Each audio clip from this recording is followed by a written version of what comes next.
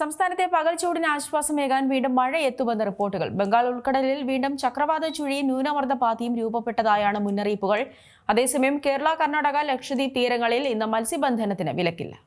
സംസ്ഥാനത്തെ പകൽച്ചൂടിന് ആശ്വാസമേകാൻ വീണ്ടും മഴ എത്തുന്നുവെന്നാണ് മുന്നറിയിപ്പിൽ പറയുന്നത്. ബംഗാൾ ഉൾക്കടലിൽ വീണ്ടും ചക്രവാത ചുഴിയും ന്യൂനമർദ്ദപാത്തിയും രൂപപ്പെട്ടതായാണ് റിപ്പോർട്ടുകൾ.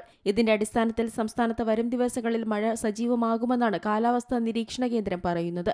ബംഗാൾ ഉൾക്കടലിൽ ശ്രീലങ്കയ്ക്ക് സമീപത്തായാണ് ചക്രവാത ചുഴി രൂപപ്പെട്ടത്. അതേസമയം ലക്ഷദ്വീപ് മുതൽ കന്യാകുമാരി വരെയാണ് ന്യൂനമർദ്ദപാത്തി സ്ഥിതി ചെയ്യുന്നത്. ഈ സാഹചര്യത്തിൽ കേരളത്തിൽ, പ്രത്യേകിച്ച് മധ്യതെക്കൻ കേരളത്തിൽ അന്തരീക്ഷം മേഘാവൃതമായിരിക്കും. ഒപ്പം ഒറ്റപ്പെട്ട നേരിയ മഴയ്ക്കുള്ള സാധ്യതയും പ്രവചിക്കപ്പെടുന്നുണ്ട്. അതേസമയം കേരള, കർണാടക, ലക്ഷദ്വീപ് തീരങ്ങളിൽ ഇന്ന് മത്സ്യബന്ധനത്തിന് തടസ്സമില്ല. അതിനിടെ കഴിഞ്ഞ 2025 ഡിസംബർ ആദ്യം മുതൽ സംസ്ഥാനത്ത് അതിശൈത്യമാണ് അനുഭവപ്പെട്ടിരുന്നത്. പകൽ ചൂടും രാത്രി സമയങ്ങളിൽ അതികഠിനമായ തണുപ്പുമായിരുന്നു കാലാവസ്ഥ. എന്നാൽ പുതുവർഷം പിറന്നതോടെ ഈ സാഹചര്യത്തിന് മാറ്റമുണ്ടായി. കഴിഞ്ഞ ഒരു മാസമായി മാറി നിന്ന മഴ വീണ്ടും സജീവമാകുമെന്ന സൂചനയാണ് കാലാവസ്ഥാ വകുപ്പിന്റെ അറിയിപ്പിലൂടെ ലഭിക്കുന്നത്. കേരളത്തിൽ 2025 തുലാവർഷ മഴയിൽ 21% കുറവുണ്ടായെന്നാണ് കണക്കുകൾ പറയുന്നത്.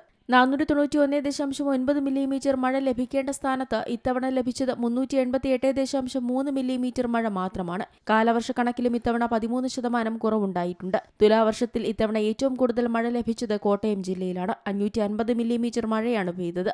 ഏറ്റവും കുറവ് ലഭിച്ചത് വയനാട് ജില്ലയിലാണ്. 252 മില്ലിമീറ്റർ മഴയാണ് വയനാട്ടിൽ ലഭിച്ചത്. അതേസമയം തണുപ്പ് മാറി കേരളത്തിലെ അതിശൈത്യം പതിയെ വിട്ടൊഴിയുകയാണ്. നിലവിൽ മലയോര മേഖലകളിൽ ഒഴിച്ചാൽ മറ്റെവിടെയും അതിശൈത്യം അനുഭവപ്പെടുന്നില്ല. പകൽ സമയത്ത് അതികഠിനമായ ചൂടാണ് മിക്ക ജില്ലകളിലും റിപ്പോർട്ട് ചെയ്യുന്നത്. News desk, Zee Malayalam news.